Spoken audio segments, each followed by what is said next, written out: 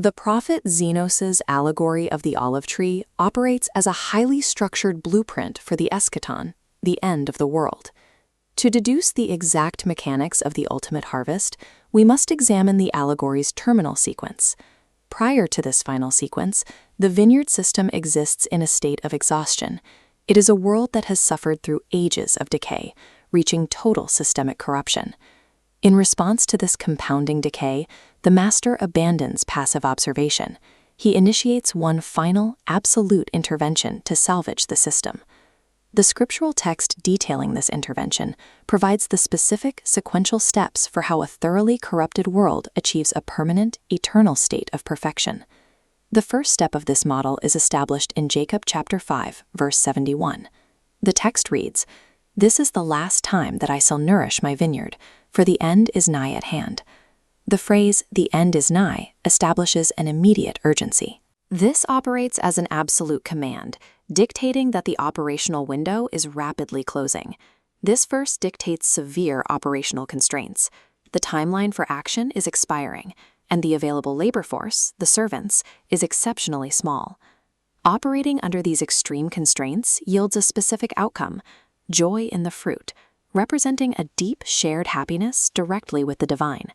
Verse 71 sets the operational reality of the last days: high stakes, limited time, and a minimal workforce. These constraints necessitate a radically different approach to the labor itself.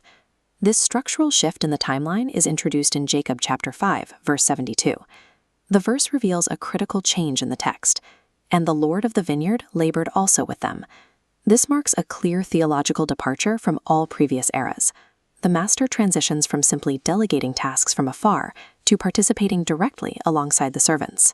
This divine-human synergy immediately alters the efficacy of the work. The direct involvement sparks the growth of natural, righteous fruit within the corrupted system. The resulting restoration is methodical. United labor must first produce that good fruit before any further action is taken. Only after the righteous fruit gains sufficient strength can the corrupted, wild branches be safely removed without killing the entire system. This animated diagram outlines the ultimate goal of this phase: restoring structural balance to the tree. The system is split into two variables: the root below and the top above. The root represents the foundational anchor of divine covenants and God's laws. The top represents the dynamic element of human actions and the people themselves, initially showing a severe weakness compared to the root.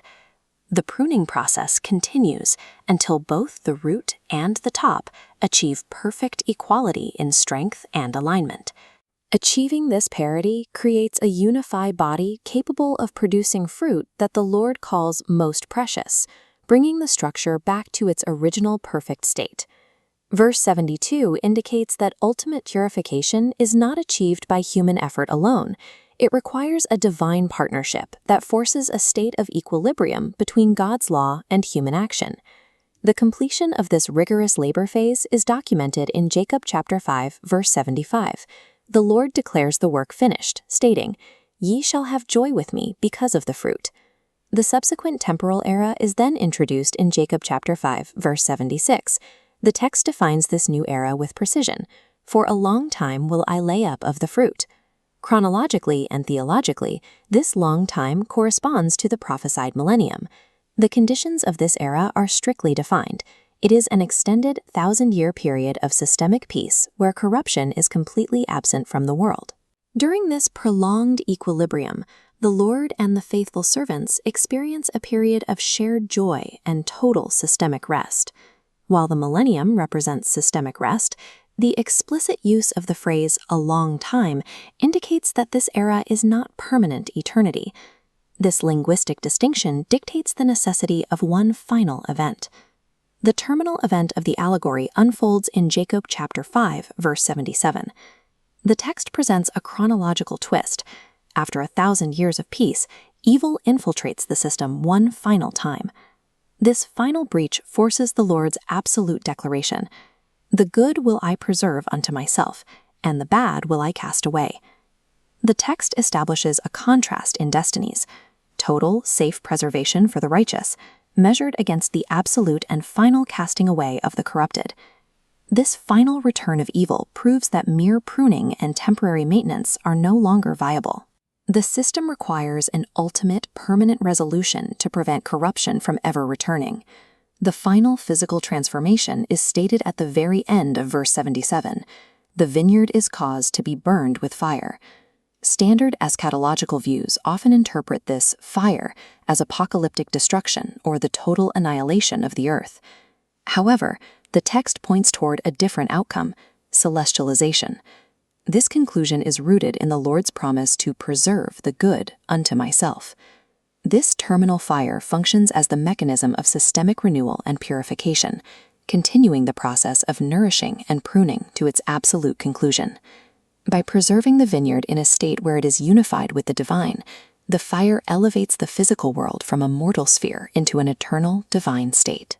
All previous variables, the synergistic labor, the equalization of the roots, and the millennial peace, serve as the necessary structural prerequisites for this final upgrade. Zenos's structural blueprint proves that the end of the world is a deliberate, divinely executed process of permanent and eternal preservation.